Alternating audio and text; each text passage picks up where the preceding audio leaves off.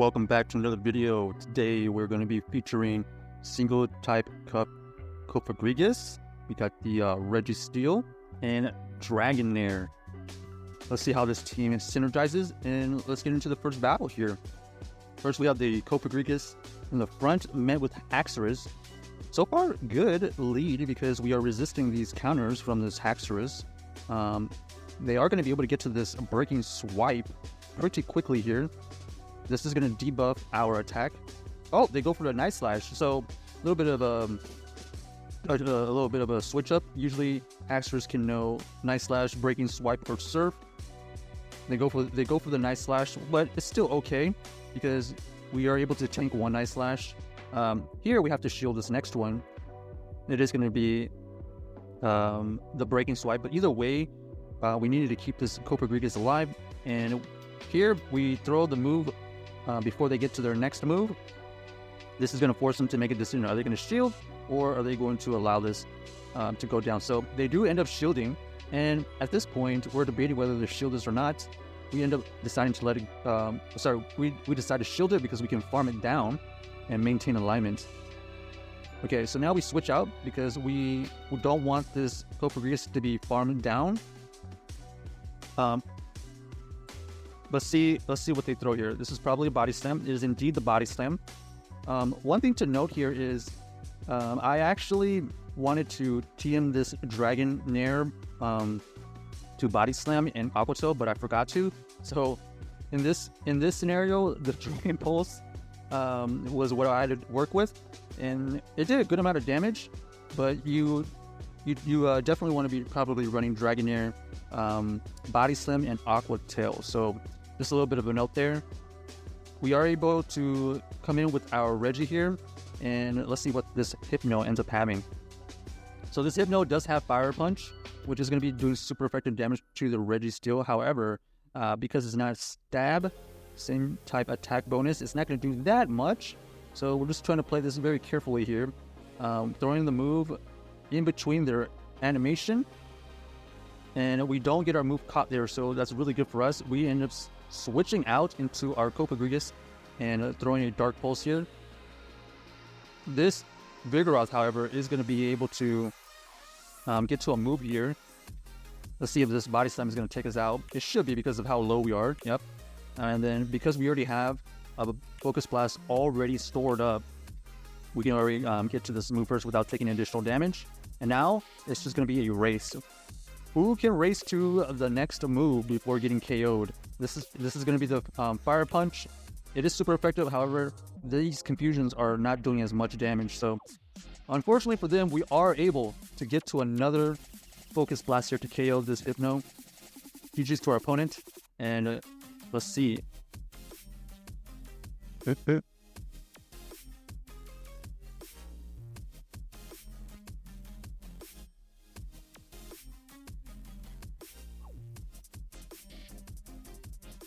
All right, and now we're back here for the second game here. So good games to our last opponent right there. It ended up being really close. The Hypno just wasn't quite able to get to those charge moves. All right, here we go. First lead matchup. This is a really good matchup for us. Anticipating a switch. They go for the Registeel, and then we actually go for the Registeel as there. In hindsight, we should have stayed in to do some chip damage and then switched out. But now we are one fast move behind. They have total control now. They could easily just double shield and win the lead. So let's see how this plays out. But in hindsight, we should have stayed in with the Cofagrigus, thrown a move to either do chip damage or get a shield, and then come in with our Registeel. Because that ensures us that we are going to maintain alignment. Because as of right now, we decide to completely go the opposite way and just allow the Registeel to go down, because we technically have two things good against them at champ, and we're just hoping whatever's in the back we can kind of tag team. And unfortunately, we get hard countered in the back here. This is unfortunate because this is going to be a switch out to the Dragonair eventually, but they're just going to have that much champ ready for us. So we should have, in hindsight is 2020, like I just said, we should have did some chip damage towards their own Registeel, and then we switched out. But This unfortunately has no play. We're not going to be able to win because as soon as we switch out, they're going to switch into the Machamp, right? So this is GG's. Unfortunate for us. We're just going to switch out here. They're going to counter swap eventually. This Dragonair is running the Aqua Tail and Body Slam, so I don't even think we have a chance to potentially KO the Machamp with any move. Here, they are still staying in. This Umbreon is such a tank. If some way, somehow, we are able to farm this down, I think we have a chance. But they're going to get to another move here, so this is total GG's. This is also running Dark Pulse, which is going to do slightly more damage. And our opponent does the right thing and pretty much waste all their shields and get this Dragonair as low as possible. So no matter what we throw here, they can just double shield. So like even if I had Dragon Pulse in this situation, they were just going to double shield, and no matter what, we would have lost. Okay, so GG's to our opponent right there, and we'll keep learning. Make sure that you are aware of your back Pokemon. If you have a back Pokemon that you don't have a counter to, just stay in and throw some chip damage, and hope that you can win the game that way. All right, next game. This is it's sort of a balanced team slash ABA team. So usually, depending on what we see, obviously, we'll stay in. Here, we are going to stay in because we are resisting the counters, and we resist the Body Slam of Vigoroth, but we would only be taking neutral from the Bulldoze. But the Bulldoze isn't that great of a move, so we're okay tanking that. Here, we're going to make sure we throw the Dark move, because the Ghost type would be resisted. This Dark Pulse does roughly 30%, 35%. So we're making sure we're farming as much as possible, throwing right before they get to another Bulldoze.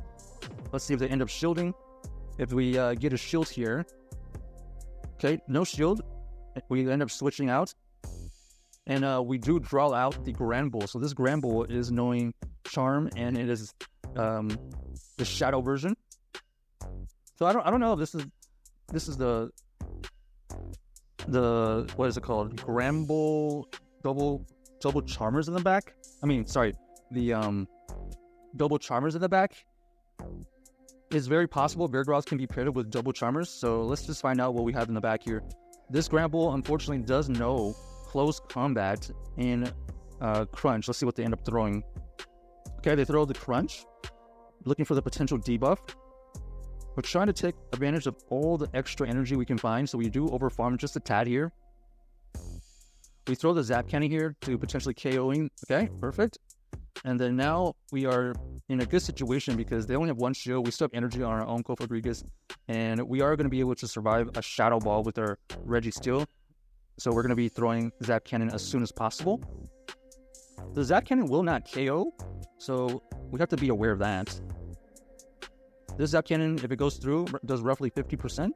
Okay, they decided to shield it, and now it's just free for us to switch out. And like I said, we got a little bit of energy on the Cofagrigus, and we are able to outpace them to the Shadow Ball. This is going to be a one-hit KO. GG's to our opponent. We did find that, and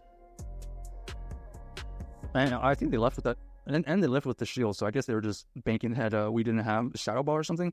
But we did find that sometimes in this meta, sometimes people are running double Charm here, so it's kind of a toss-up whether I saw a double Charmer in the back there or not. All right, and that's probably why I decided to switch out. So here we go again. Here's the Charmer in the front. This Shadow Granbull is crazy with this Charm. Is actually doing huge damage. Here we go for the Dark Pulse. Let's see if we get the shield. This Dark Pulse would have been resisted. And unfortunately, we are not able to get to another move. So that is good to know for the future. If you have a Cofagrigus and you run into a Shadow Granbull, you're only going to get to one move anyways. So here's double Fairy team. They actually switched out to a Fairy. That is actually kind of crazy. So they're definitely going to sacrifice this Clefable for sure. They go for the Resisted Dazzling Gleam. Here, we're just going to go for the Zap Cannons. These Zap Cannons are going to do roughly 50%. Yep, maybe a little bit more around that one. Had a potential chance to debuff, but we're resisting all of these moves, so we're not too worried about it. We're trying to overfarm just a tad. We're anticipating that they have something good to this Reggie in the back. I think they were trying to bamboozle us, trying to switch in with their Charmer, or sorry, with their Fairy type to force us to switch out unnecessarily. And let's see what happens here. So they end up coming in with their own Shadow Granbull here. These this Shadow Granbull's charms are actually still chunking away, even though they're resisted. I mean, look at that. Taking away probably like 5 to 7% of health per charm. And here we're just gonna allow it to go through, because no matter what they have in the back here, it's probably GG's. And they end up having the Greedent. So no matter what, unfortunate for us, it was gonna be GG's, because if we shielded that initial move, they still would have been able to throw a bunch of body slams towards our Dragonair without any shields. So nice play by my opponents. They ended up running an ABA team, Charm, normal Charm. It is what it is. In this type of cup, you're going to be seeing the extremes of both ends. Probably you're going to be potentially seeing Charmers a lot sometimes, and Fighters to kind of counteract each other. So here we go. Terrible lead here. This is the one situation we would switch out. Otherwise, we would play this team pretty much ABA. So here we have our Dragonair versus a Shadow Machamp. We are able to win CMP versus this Machamp, so that's really good for us. So we're in kind of control here, because we are able to exactly get to the move right when they do. We are able to win this switch here by just one shielding. You can see how crazy those Dragon Breaths were doing towards that Shadow Machamp.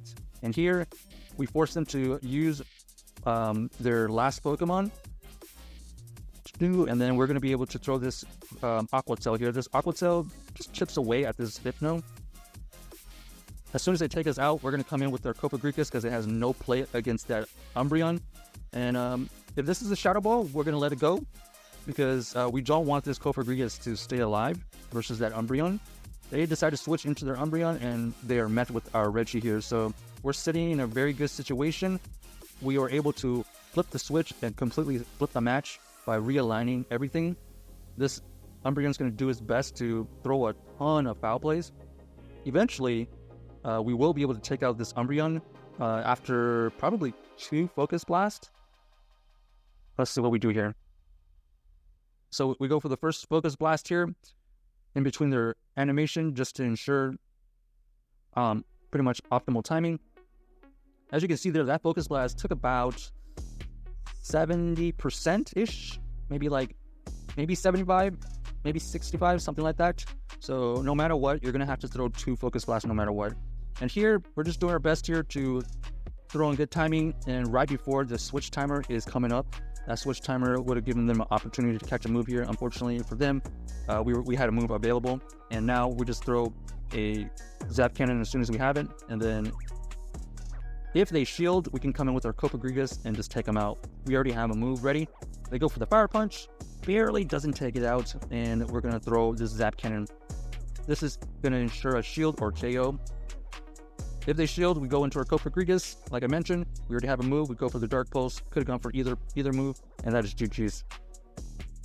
I think we were just fortunate enough to see a Pokemon in their backline that we could win switch with, and that is it. Check out this team. Let us know if you enjoyed it, and let us know how you do with it.